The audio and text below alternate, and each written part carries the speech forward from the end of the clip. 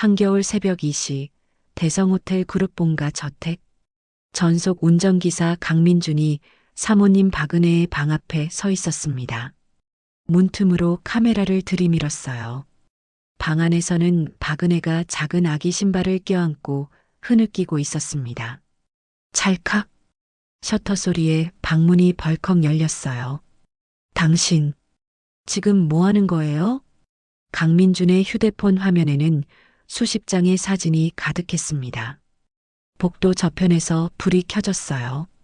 시어머니 오명자의 방이었습니다. 이 집에서 가장 위험한 사람이 깨어난 겁니다. 그날 밤 찍힌 이 사진들은 곧 25년간 숨겨진 비극을 폭로할 증거가 됩니다. 강민주는 3개월 전 이 집에 들어왔습니다. 목적은 하나, 자신을 버린 친모에게 복수하는 것. 1년 전 호주에서 양부모님이 교통사고로 돌아가셨어요. 집을 정리하던 중 낡은 밀항 서류를 발견했습니다. 거기에 박은혜와 대성호텔 주소가 적혀 있었죠. 이 여자가 나를 버렸다. 강민주는 증오를 품고 한국으로 왔습니다. 하지만 3개월간 지켜본 박은혜는 달랐어요. 밤마다 아기 신발을 껴안고 우는 여자였습니다. 우리 민준이, 민준, 강민준의 원래 이름이었어요. 설마, 강민준은 무의식 중에 사진을 찍었습니다. 이 장면만큼은 가짜였으면 좋겠는데, 찰칵, 박은혜가 돌아봤어요. 왜 나를 찍는 거예요? 강민준은 대답할 수 없었습니다. 복도에서 오명자가 나타났어요. 휴대폰을 빼앗아 화면을 확인했습니다. 이게 뭐야? 며느리를 몰래 찍다니. 다음 날 아침 강민주는 회장 박재훈에게 불려갔습니다. 회장실에는 박재훈, 오명자, 그리고 홍보팀 차장 유진아까지 있었어요. 해고야. 당장 나가. 오명자가 선언했습니다. 그때 박은혜가 들어왔어요. 어머님, 저 사람은 제가 시켰습니다. 뭐? 밤에 누가 제 방을 엿보는 것 같아서 감시를 부탁했어요. 거짓말이었습니다. 박은혜의 손이 떨렸어요. 두려움 속에서도 강민준을 감싸고 있었습니다. 유진아가 비웃었어요. 사모님, 그게 말이 돼요? 내가 정신이 온전치 못하니까요. 다들 나보고 미쳤다고 하잖아요. 오명자가 한숨을 쉬었습니다. 됐어. 다들 나가. 복도에서 박은혜가 강민준을 불렀어요. 정원으로 오세요. 저택 뒤편 정원. 아무도 없는 곳이었습니다. 왜 나를 찍었어요? 확인하고 싶었습니다. 사모님이 정말로 25년 전에 아이를 잃어버린 사람이 맞는지. 박은혜의 눈이 커졌어요. 당신, 대체 누구예요? 강민주는 낡은 서류를 꺼냈습니다. 저는 호주 고아원에서 자랐습니다. 양부모님이 돌아가신 후 이 밀항 서류를 발견했어요. 박은혜라는 이름이 적혀 있었습니다. 박은혜의 손이 떨렸어요. 그래서 나를 찾아온 거예요? 처음엔 복수하려고 왔습니다. 강민준의 목소리가 차갑게 가라앉았어요. 저를 버린 사람에게요. 하지만 3개월 동안 지켜봤어요. 사모님이 밤마다 아기 신발을 껴안고 우는 걸, 민준아라고 부르는 걸. 민준이. 박은혜의 무릎이 꺾였어요. 당신이 우리 민준이에요? 확신할 수 없습니다. 하지만 왜 저를 버렸는지 알고 싶습니다. 박은혜가 강민준의 손을 잡았습니다. 나는 당신을 버린 적 없어요. 눈물이 흘러내렸어요. 25년 전 교통사고가 있었어요. 내가 운전하고 민준이는 뒷좌석에 있었죠. 갑자기 브레이크가 안 됐더니 차가 전복됐어요. 정신을 차렸을 때 민준이는 없었어요. 시어머니는 아이가 차 밖으로 튕겨나가 시신을 찾을 수 없다고 했죠. 하지만 저는 살아있습니다. 그래요. 나는 25년 동안 내가 우리 아들을 죽였다고 믿었어요. 내 잘못이라고. 강민주는 아무 말도 할 수 없었습니다. 이 여자는 자신을 버린 게 아니었어요. 민준아라고 불러도 돼요? 네. 두 사람은 그날부터 조심스럽게 서로를 알아가기 시작했습니다. 하지만 그 모습을 지켜보는 눈이 있었어요. 유진아였습니다. 저둘 뭔가 꾸미고 있어. 며칠 뒤 유진아가 움직였습니다. 강민준 명의로 가짜 계좌를 만들었어요. 박은혜의 계좌에서 3천만 원을 송금하고 AI로 박은혜 목소리를 조작한 녹음 파일까지 만들었습니다. 강민준 씨, 이 돈을 받고 비밀을 지켜주세요. 그날 저녁 강민준은 경찰 조사를 받았어요. 횡령 혐의입니다. 유진아가 증거를 내밀었습니다. 조작입니다. 증거가 있어? 박재훈이 비웃었어요. 바로 그때 박은혜가 휴대폰을 꺼냈습니다. 계좌 개설 당시 CCTV예요. 화면을 확대하자 남자 얼굴이 드러났어요. 유 차장님 동생 아니에요? 유진아의 얼굴이 하얗게 질렸습니다. 결국 유진아는 쫓겨났어요. 그날 밤 정원에서 두 사람은 다짐했습니다. 우리 진짜 적이 누군지 알아야 해요. 오명자 여사님이죠. 증거를 찾겠습니다. 며칠 뒤 조용한 밤, 강민준이 박은혜의 방문을 두드렸어요. 사모님, 하나만 물어보겠습니다. 박은혜가 문을 열었습니다. 뭔데요? 강민준의 얼굴이 일그러졌어요. 왜 저를 버린 겁니까? 목소리가 떨렸습니다. 저는 25년 동안 버려진 아이로 살았어요. 호주 고아원에서 한국에서 온 아이 취급받으면서요. 양부모님은 좋은 분들이었지만 전 평생 의문이었어요. 왜 친부모는 나를 버렸을까? 박은혜의 눈에서 눈물이 쏟아졌어요. 나는 버린 적 없어요. 박은혜도 소리쳤습니다. 나는 25년 동안 내 아들을 찾았어요. 미쳤다는 소리 들으면서도 단 하루도 포기한 적 없어요. 그럼 왜 저는 호주에 있었습니까? 이 서류에는 당신 주소가 적혀 있는데. 강민준이 밀항 서류를 던졌어요. 누군가 나를 보냈어요. 당신이 아니라면 누구예요? 나는 몰랐어요. 박은혜가 무너졌습니다. 나는 정말 몰랐다고요. 두 사람은 서로를 노려보며 숨을 몰아쉬었어요. 긴 침묵이 흘렀습니다. 강민준이 먼저 입을 열었어요. 죄송합니다. 아니에요. 당신이 화날 만해요. 박은혜가 눈물을 닦았습니다. 민준아, 우리 함께 진실을 찾아요. 강민준이 고개를 끄덕였습니다. 사흘 뒤 대성호텔 본가에서 가족 모임이 열렸습니다. 오명자의 칠순 생일이었어요. 식탁에 호화로운 음식이 차려졌습니다. 건배. 박재훈이 잔을 들었어요.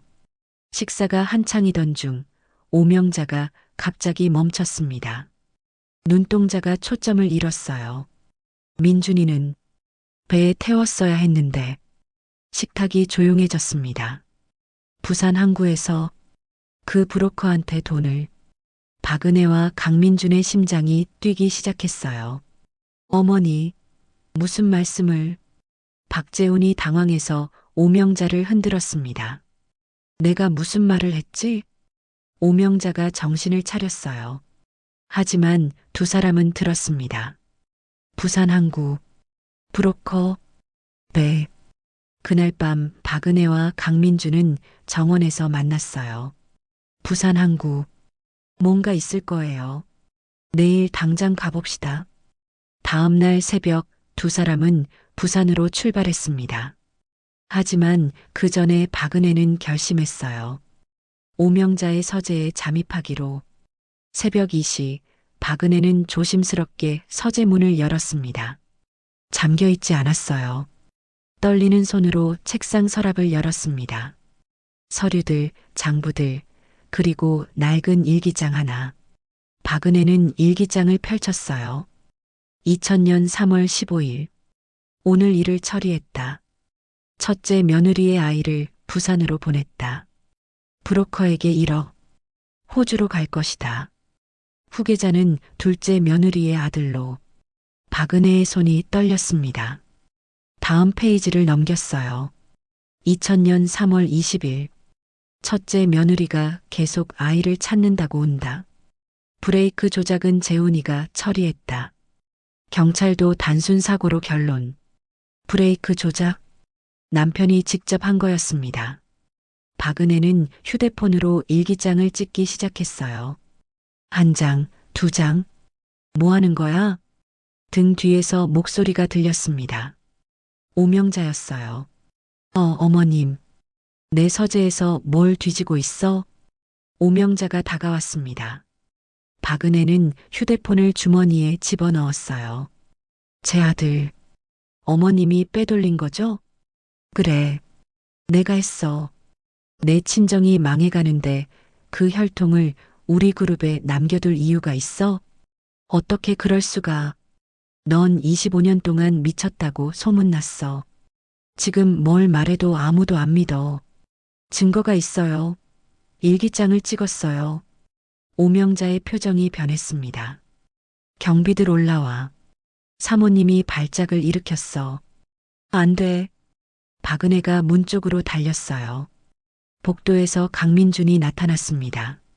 어머니, 빨리 가요. 두 사람은 계단을 내려가 차를 타고 저택을 빠져나왔어요. 차 안에서 박은혜가 휴대폰을 확인했습니다. 안 돼. 화면이 깨졌어. 도망치다 떨어뜨린 거였어요. 사진들이 다 날아갔습니다. 증거가 없어. 어머니, 부산으로 가요. 거기 가면 뭔가 있을 겁니다. 두 사람은 그대로 부산으로 향했습니다. 옛 부산 항구. 밀항 서류에 적힌 주소를 찾았어요. 폐허가 된 사무실이었습니다. 여기.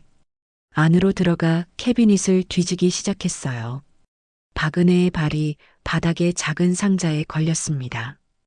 뚜껑을 열자 낡은 물건들이 나왔어요. 아기 옷, 깨진 장난감, 그리고 작은 신발 한 짝. 박은혜의 숨이 멈췄습니다. 이건 강민준이 가방에서 똑같은 신발 한 짝을 꺼냈어요. 제가 호주에 갈 때 가지고 있던 거예요. 두 신발을 나란히 놓았습니다. 완벽한 한 켤레였어요. 박은혜의 눈에서 눈물이 흘러내렸습니다. 민준아, 어머니. 두 사람은 그 자리에서 한참을 울었습니다. 저녁 무렵 부산의 작은 식당. 강민준의 휴대폰이 울렸어요. 강민준, 당장 돌아와. 안 그러면 사모님 납치죄로 수배 넣는다. 박재훈이었습니다. 함정이에요.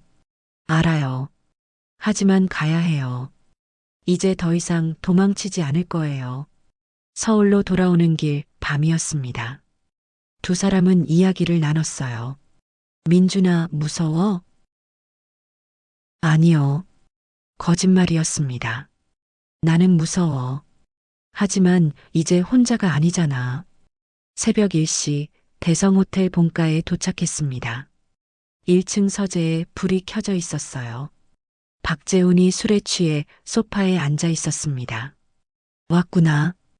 왜 우리를 부른 거예요? 박재훈은 대답하지 않았어요. 그저 박은혜를 바라봤습니다. 당신, 정말 몰랐어? 뭐요? 브레이크 조작? 박은혜의 눈이 커졌습니다. 25년 전, 내가 했어. 박재훈이 술잔을 들이켰어요. 어머니가 시켰어. 작은 사고만 내라고. 그러면 당신 친정이 보상금 물게 될 거고 사업을 무너뜨릴 수 있다고. 작은 사고? 박은혜의 목소리가 차갑게 가라앉았어요. 내 아들이 실종됐는데? 미안해. 25년 동안 당신을 볼 때마다 너무 무서웠어. 내가 한 짓이 떠올라서. 그래서 더 미워했어. 당신이 없어지면 내 죄도 사라질 것 같았으니까. 강민준이 주머니에서 녹음기를 꺼냈습니다. 다 녹음했습니다. 박재훈의 얼굴이 하얗게 질렸어요. 그때 서재 문이 열렸습니다. 오명자와 경호원 넷이 들어왔어요. 역시 저들 잡아. 경호원들이 다가왔습니다. 강민준이 박은혜를 뒤로 감쌌어요. 어머니, 제 뒤에 계세요. 싸움이 벌어졌습니다. 강민준이 1명, 2명을 제압했지만 4명은 역부족이었어요. 결국 2사람은 붙잡혔습니다. 차에 태워 요양병원으로 오명자가 명령했어요. 밖에 사설 구급차가 대기하고 있었습니다. 2사람은 뒷칸에 손목이 묶인 채 실렸어요. 구급차가 출발했습니다. 강민주는 발로 의료 가방을 끌어당겼어요. 안에서 가위를 꺼내 끈을 자르기 시작했습니다. 차는 도심을 벗어나 외곽도로로 접어들었어요. 어둠 속이었습니다. 그때 강민준이 끈을 풀었어요. 박은혜의 끈도 풀어주기 시작했습니다. 어머니, 조금만 참으세요. 박은혜의 끈이 풀렸습니다. 강민준이 뒷문 손잡이를 잡았어요. 차가 신호등에 멈추는 순간을 기다렸습니다. 신호등이 빨간불로 바뀌었어요. 지금이에요. 강민준이 문을 박차고 나갔습니다. 박은혜의 손을 잡고 끌어냈어요. 거기서 경호원들이 차에서 내렸습니다. 강민준과 박은혜는 어둠 속으로 뛰었어요. 뒤에서 발소리가 들렸습니다. 저기다. 2사람은 골목으로 접어들었습니다. 숨을 몰아쉬며 달렸어요. 골목 끝에 큰 도로가 보였습니다. 택시. 강민준이 손을 들었어요. 택시가 멈춰섰습니다. 빨리 타세요. 2사람은 택시에 올랐어요. 어디로 가시겠어요? 대성호텔 본사로요. 빨리요. 택시가 대성호텔 본사 앞에 멈춰섰습니다. 어머니, 여기서 뭘 하는 거예요? DNA 검사를 해야 해요. 확실한 증거가 필요해요. 2사람은 24시간 응급병원으로 갔습니다. 긴급 DNA 검사 가능한가요? 네, 가능합니다. 결과는 일주일 후에. 돈은 얼마든지 낼게요. 3일 안에 나올 수 있나요? 한번 알아보겠습니다. 체열을 마치고 2사람은 병원을 나왔어요. 이제 어디로 가죠? 잠시 숨어야 해요. 강민준이 작은 모텔을 찾았습니다. 2사람은 방에 들어가 숨을 돌렸어요. 어머니, 괜찮으세요? 응, 괜찮아. 박은혜가 창밖을 바라봤습니다. 민준아. 네. 우리 이길 수 있을까? 네. 반드시요. 3일이 지났습니다. 병원에서 연락이 왔어요. 검사 결과 나왔습니다. 2사람은 병원으로 갔습니다. 의사가 봉투를 건넸어요. 강민준과 박은혜는 함께 봉투를 열었습니다. DNA 검사 결과. 모자 관계 확률 99.99%. 박은혜의 눈에서 눈물이 쏟아졌어요. 민준아. 어머니. 2사람은 서로를 꽉 껴안고 울었습니다. 그날 저녁 강민준의 휴대폰이 울렸어요. 모르는 번호였습니다. 여보세요? 강민준 씨, 저는 대성호텔 경호팀장입니다. 누구시죠? 선대 회장님께서 만나고 싶어 하십니다. 선대 회장님이요? 네. 박재훈 씨 아버지 말입니다. 회장님이 모든 걸 아셨어요. 내일 아침 본사로 오시겠습니까? 강민준은 박은혜를 바라봤어요. 가봐야 할 것 같아요. 위험하지 않을까? 경호팀장이 직접 연락한 거면 믿어봐야죠. 다음 날 아침 2사람은 대성호텔 본사 20층 회장실로 갔습니다. 경호팀장이 문을 열어줬어요. 안에 휠체어를 탄 노인이 앉아 있었습니다. 아버님. 박은혜가 떨리는 목소리로 불렀어요. 은혜야. 오래 기다렸구나. 미안하다. 노인이 강민준을 바라봤습니다. 넌 민준이로구나. 네. 할아버지가 늦었구나. 정말 미안하다. 노인의 눈에서 눈물이 흘렀어요. 내가 아내를 제대로 통제하지 못해서 5년 전부터 증거를 모아왔어. 하지만 확실한 게 없었지. 그런데 이제 노인이 책상 위 서리를 가리켰어요. 여기 모든 증거가 있다. 오명자가 한 일들, 재훈이가 한 일들. 그리고 어젯밤 박재훈의 자백도 녹음했어. 서재에 몰래 녹음 장치가 있었거든.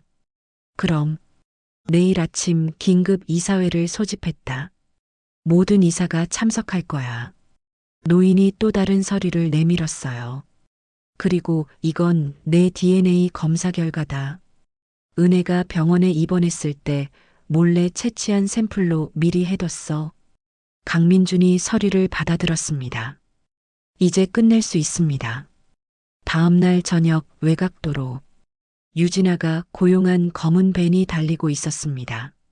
사모님을 영원히 조용하게 만들어야 해. 유진아가 조수석에 앉아 중얼거렸어요. 뒷좌석에는 건장한 남자 셋이 타고 있었습니다. 대성호텔 본사 앞에서 대기해. 내일 아침 회의 끝나고 나올 때 납치해. 알겠습니다. 하지만 유진아는 몰랐습니다. 경호팀이 이미 그녀를 감시하고 있다는 것을요. 다음 날 아침 9시 대성호텔 본사 대회의실에 긴급 이사회가 소집되었습니다. 상석에 오명자와 박재훈이 앉아 있었어요. 회의실 문이 열렸습니다. 휠체어를 탄 선대 회장이 들어왔어요. 회장님, 이사들이 놀라 일어났습니다. 여보, 왜? 당신 때문이야. 회의실 문이 다시 열렸습니다.